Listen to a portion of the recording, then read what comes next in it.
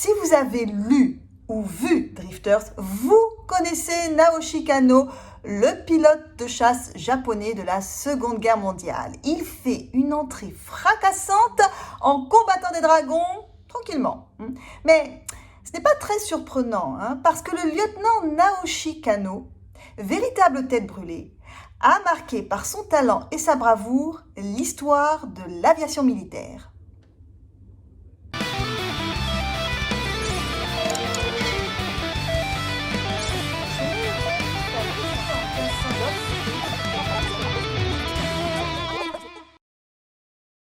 Né le 13 octobre 1921 dans la province de Miyagi, Naoshi Kanno est diplômé de l'Académie militaire d'Etajima en décembre 1941 pour obtenir ses ailes en septembre 1943. Les combats commencent pour lui en avril 1944 lorsqu'il rejoint la Mekrozeni en tant qu'officier divisionnaire du 343e Air Group Kokukai. En juillet, il est transféré au squadron 306 du 201e Air Group aux Philippines. Et son tableau de chasse ne fait que grandir. Sa réputation de pilote rebelle mais doué le précède.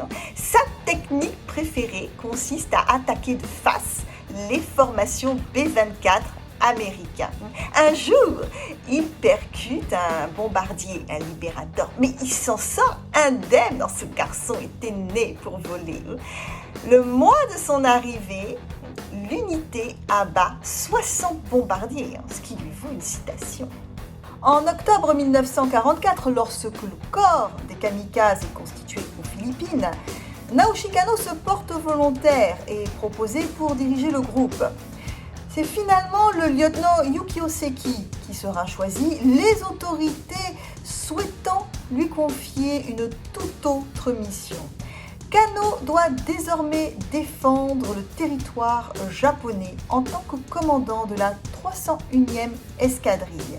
Équivalent de la JV-44 allemande, elle regroupe l'élite des pilotes japonais. Alors inutile de dire que le ciel s'enflamme à chaque combat.